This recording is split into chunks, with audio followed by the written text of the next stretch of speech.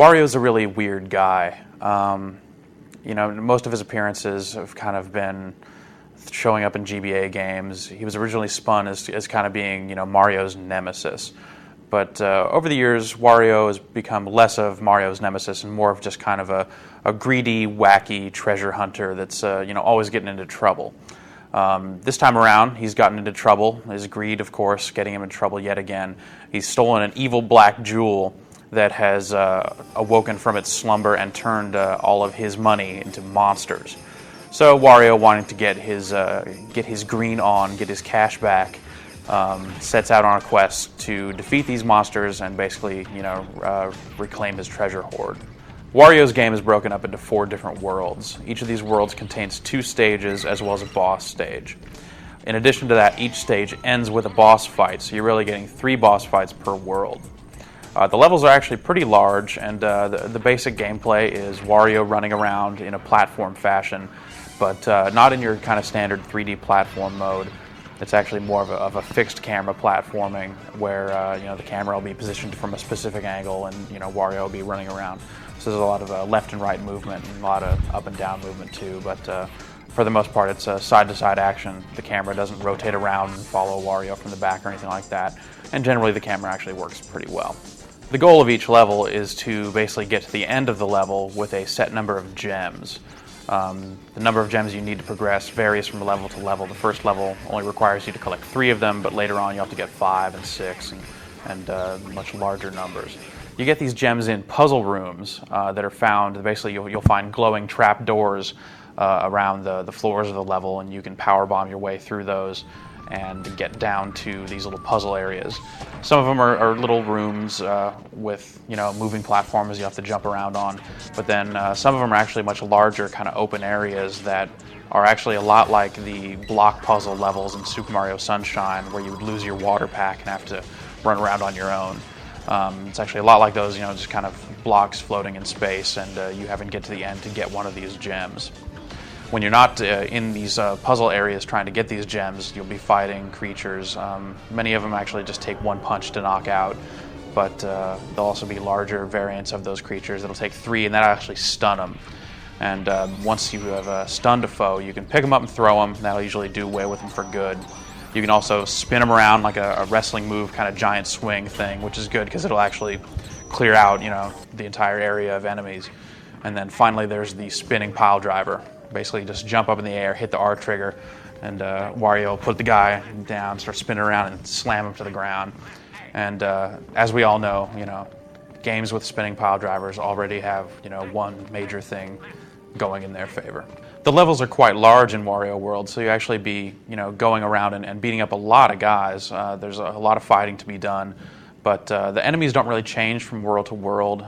The basic look will. So you'll get to the snow level, and you'll be fighting snowmen and snow dinosaurs and snow this and snow that. Or, you'll get to the circus level, and you'll be fighting, clowns and elephants. But they all really have the same basic attacks, so there's really only a handful of creatures to fight in the game. The game's boss fights are pretty cool, and they're all really unique. You'll face a variety of creatures. You have kind of a sandworm kind of guy. You'll have a clown that bounces around on a giant ball, a 2-headed dragon, and all these encounters are actually really cool looking, and really kind of you beat these bosses in unique ways. So it's a really nice touch. However, the boss fights, much like the rest of the game, are actually insanely easy.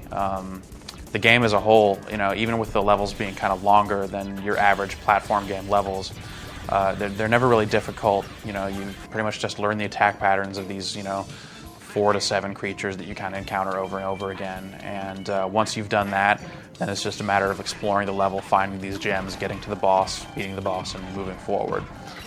This would be fine if there were a lot of levels to the game, but there are really only 8 levels. So you can actually plow through this game, in 4 to 6 hours with no trouble at all. There's very little consequences for actually dying. In the puzzle stages, if you fall off the world, you actually just reset back to the beginning of the puzzle with no real consequence for doing so. In the rest of the game, running out of life basically causes the game over screen to come up, but then it gives you an option to continue for 200 coins or later on 500 coins and so on.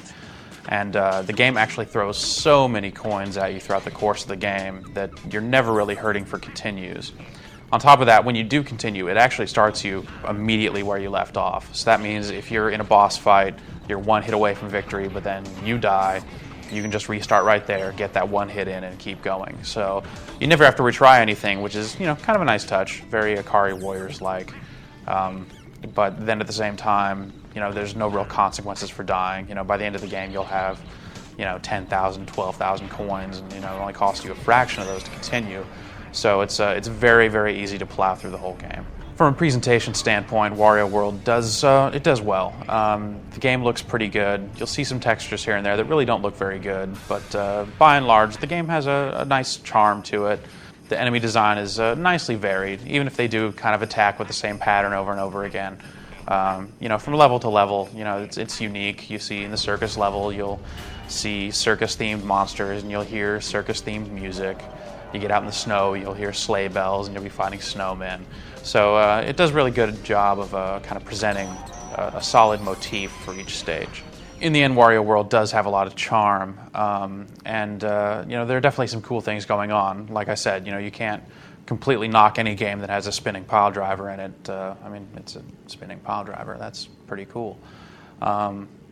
But at the end of the day, there's nothing in this game that you can't see for just the price of a rental, and you can get through it so quickly, so easily, and the gameplay is, in the end, really quite shallow. So give it a rent, check it out. It's worth checking out, but definitely not worth full price.